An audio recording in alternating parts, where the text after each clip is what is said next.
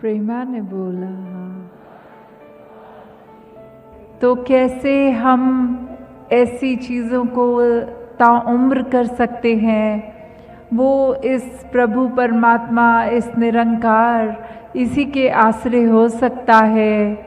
तो सबसे पहला कदम ही इस भक्ति मार्ग पे ये प्रभु परमात्मा ईश्वर, इसकी जानकारी है। कैसे इसको रूबरू देखकर जब एक अपनी पहचान हो जाती है, मन से सारे वो भ्रम दूर हो जाते हैं कि कोई इंसान हमसे अलग दिखता है, खाता है, रहता है, कल्चर अलग है, तो कैसे फिर भी उसमें एक अपनत्व का भाव, एक अपने जैसा है वो इंसान भी, वो भाव से, उस निगाह से उसको देखना, उसको उस तरह एक उसके साथ एक मन में श्रद्धा रखते हुए, उसकी रिस्पेक्ट करते हुए, कैसे हर एक में, चाहे वो कहीं से भी आए हों,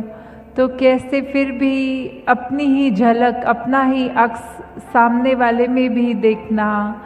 तो जब ये ब्रह्म ज्ञान की प्राप्ति हो जाती है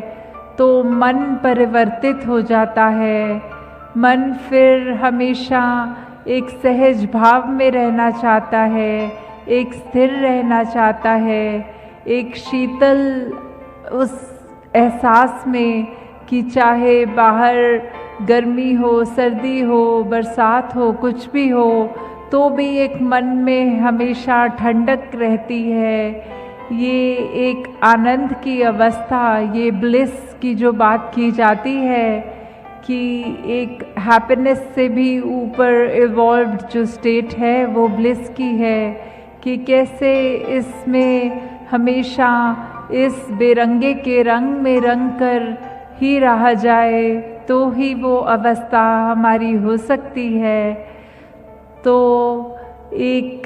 आज यहाँ जब हम आए हैं तो ये भी भाव मन में अगर अपने हम बना लें कि कैसे एक अगर किसी के अंदर की चीज़ जो है या उसके बाहर का एक ऊपरी चीज़ अगर है तो बात तो मन की है।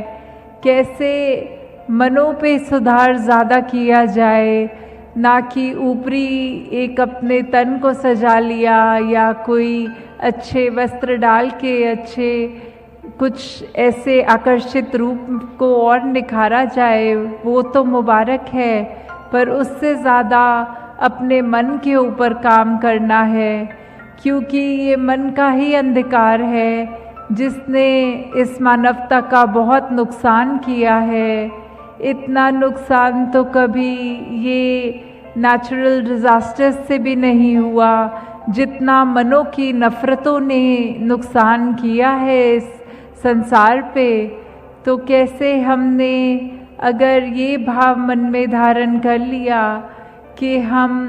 एक दूसरे के मनों तक पहुँचेंगे, उनको आदर सत्कार देंगे, मन से अपने वैर, ईर्ष्या, नफ़रत इत्यादि ऐसे भावों को दूर करेंगे,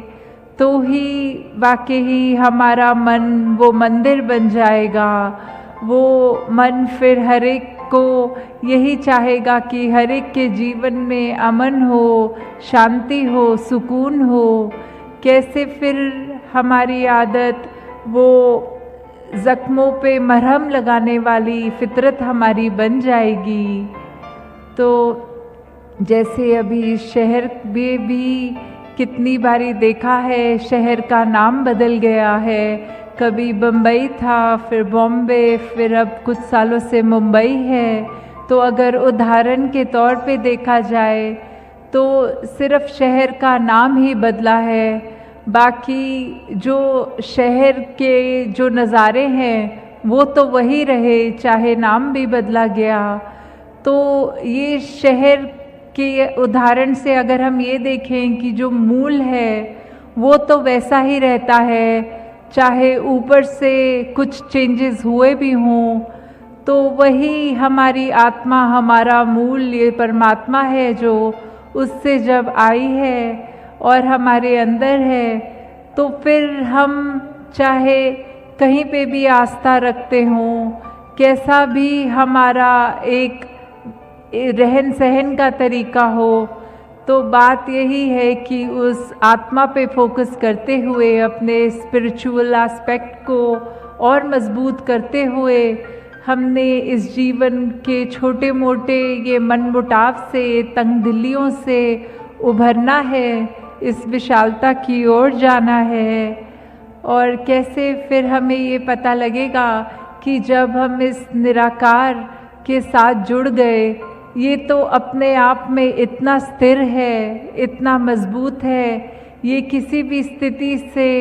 बदलता नहीं है, डगमगाता नहीं है। तो जब हम इतने इस विशाल के साथ जुड़ जाएंगे,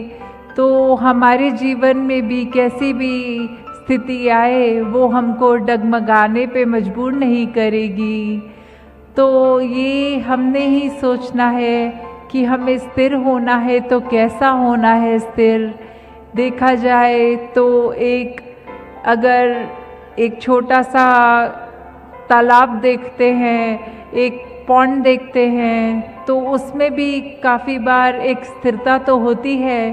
पर वो कीचड़ का रूप वाली स्थिरता आ जाती है, उसमें बहुत ही गंदगी होती है। और दूसरी ओर अगर देखें तो ये समुद्र भी, ये सागर भी बहुत स्थिर है।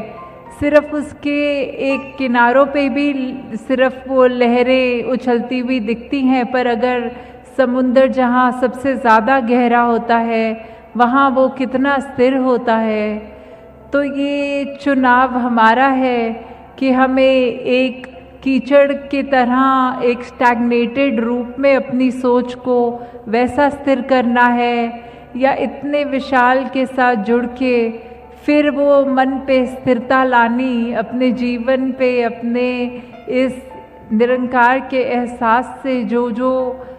एक अच्छे गुण जीवन में आए, वैसा हमें स्थिर होना है, संभलना है। और फिर एक बार जब हम खुद इस निराकार से जुड़ के संभल जाते हैं, तो फिर हमारे को फिर वो एक शक्ति भी मिलती है कि अपना जीवन तो सुधार रहे, पर सामने भी किसी का भी जीवन हो, किसी रूप में भी किसी को हम जानते हों, तो उसको भी हमारे कर्मों द्वारा ये बात एक पता लगे कि कैसे हमारे जीवन में क्या अलग है जो औरों से अलग दिखता है। तो कैसे इस परमात्मा के आश्रय होकर हमें हर पल अपने जीवन का इसी मार्ग पे चलना है, जिससे भक्ति भी मजबूत होती चलती जाए। फिर कैसे हम अगर ये देखें कि एक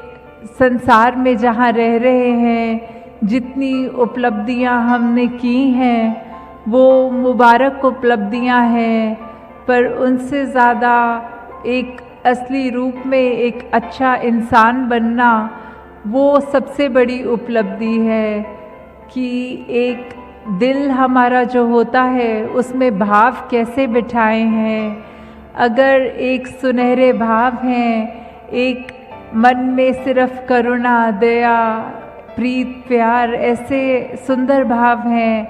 तो वाकई ही हमारा दिल वो दिल बोलने के लायक है। नहीं तो फिर एक पत्थर जो धड़क रहा है वही है, उसने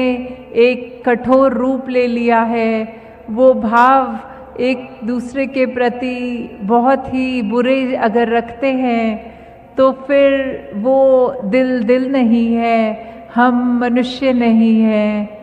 तो दासी और समा ना लेगी। बस यही बात कि परमात्मा, ये निरंकार, ये ईश्वर हम पे ये कृपा बनाए रखे कि कैसे हमने ये ब्रह्म ज्ञान प्राप्त करके अब उसके बाद जो अपने जीवन की यात्रा को जीना है,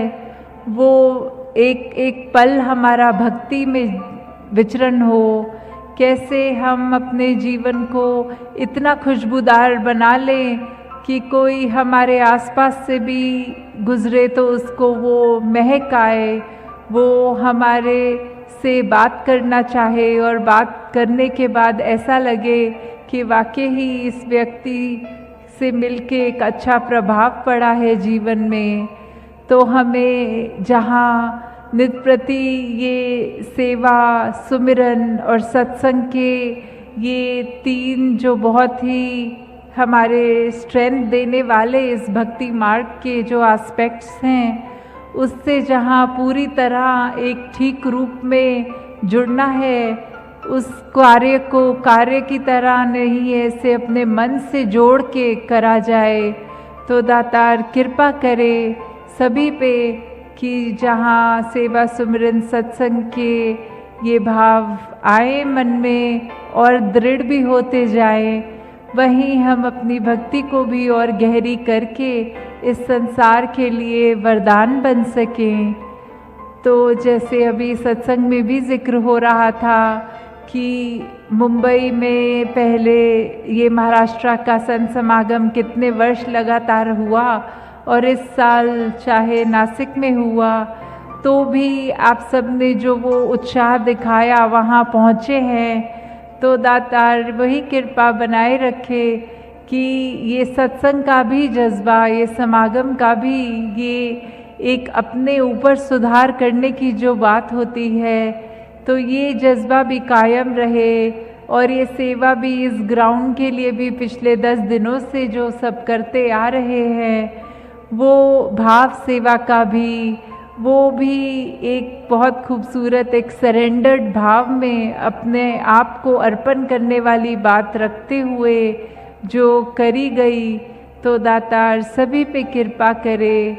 कि तन मन धन सभी के सुख हर एक को मिले, और ये अपने आप में हमें एहसास रखते हुए हर पल को जीना है कि इस निरंकार में हम वैसे जी रहे हैं जैसे मछली पानी में जीती है। तो बिना इस पानी के जिस तरह वो मछली का भी गुजारा नहीं, इस परमात्मा का एहसास अगर हमारे अंदर से कुछ समय के लिए भी निकल जाता है,